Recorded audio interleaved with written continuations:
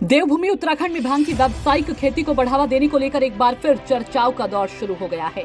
आखिर क्या है ये पूरा मामला, हमारी इस खास रिपोर्ट में देखिए। उत्तराखंड की जलवायु औद्योगिक भांग की खेती के लिहाज से काफी अनुकूल मानी जाती है। बावजूद इसके अभी हेम्प को प्रदेश में व्यावसायिक रूप से बढ़ावा नहीं मिल पा रहा है। हालांकि इसके लिए शासन स्तर पर कई दौर की बैठकें भी हो चुकी है, लेकिन अब भांग को व्यावसायिक खेती की नीति पर जल्द ही अमल होने की उम्मीद की जा रही है। हालांकि इस मामले में विपक्षी पार्टी के प्रदेश उपाध्यक्ष मथुरा जोशी ने सरकार और सिस्टम की कार्यप्रणाली पर सवाल खड़ा करते हुए इस मामले को लेकर गंभीर नहीं होने का आरोप लगाया है। विशेषज्ञ की माने तो पर्वतीय क्षेत्रों में जंगली जानवरों की समस्या और सिंचाई की सुविधा न होने के कारण बंजर हो रही भूमि पर धान की खेती किसानों की आमदनी बढ़ाने का जरिया बन सकती है।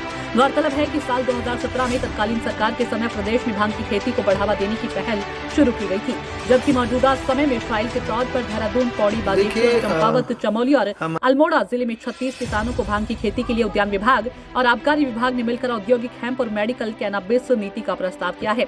दरअसल वैश्विक स्तर पर औद्योगिक हेम्प के बीज और रेशे की काफी मांग है। शायद यही वजह है कि कई देश इसकी खेती और व्यापार कर रहे हैं। इसके रेशे और बीज का इस्तेमाल कई उत्पाद और मेडिकल में किया जा रहा है। इसमें प्रमुख देश America, Canada, Germany, Netherlands, Denmark, चीन, थाईलैंड शामिल हैं। अब आपको बताते हैं कि आखिर इसका इस्तेमाल किसमें होता है।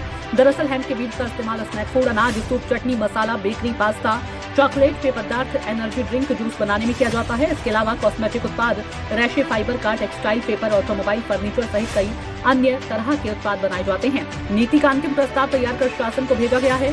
नीति को मंजूरी मिलने के बाद ही प्रदेश में व्यावसायिक रूप से इंडस्ट्रियल हेम्प की खेती की जाएगी। इससे किसानों को आर्थिक रूप से लाभ मिलेगा। देखना होगा कि आखिर इस नीति को कैबिनेट से कब तक मंजूरी प्रदान की जाएगी। देखिए, अनादिकाल से भांग की खेती उत्तराखंड में होती रही है। ब्रिटिश गवर्नमेंट ने भी अधिकार दिया था कि आप भांग की खेती कर सकते हो। जो रेवेन्यू मैनुअल है उसमें साफ लिखा है धारा 81 और 82 में कि पर्वतीय क्षेत्र में भांग की खेती प्रतिबंधित नहीं रहेगी, क्योंकि उसका मल्टीपर्पज उपयोग होता है। आप उसको सब्जी में उपयोग कर सकते हो, आप उसकी चटनी बना सकते हो, आप उसका रेशा निकाल कर कपड़े बना सकते हो, रस्सियाँ बना सकते हो, और आप उसकी लकड़ी का उपयोग, झुलौनी लकड़ी का उपयोग हो सकता है। उसका दाना बिकता है। आप उसकी डस्ट का उपयोग जानवरों की स्वास्थ्य व्यवस्था में सुधार करने के लिए उसकी डस्ट का उपयोग कर सकते हो। लेकिन सरकार उसके प्रति कतई गंभीर नहीं है। भांग की खेती के नाम पर गरीब काश्तकारों को उजाड़ा जा रहा है, परेशान किया जा रहा है और उनके ऊपर मुकदमे लगाए जा रहे हैं। जबकि कांग्रेस की सरकार ने भी एक नीति बनाई थी।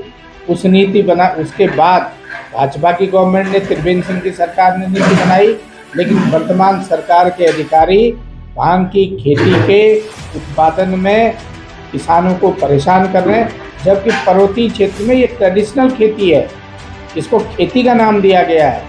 ये कहीं आप उसमें नहीं है कि इलीगल नहीं है। और जो रेवेन्यू मैनुअल है उसमें साफ लिखा है।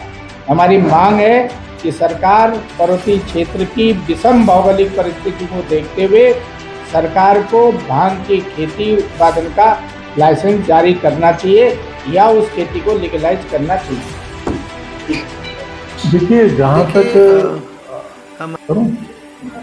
तक प्रश्न है भांग की खेती का, राज्य सरकार ने पूर्व में भी इस विषय पर चर्चा की थी और इसको लागू करने का फैसला किया था।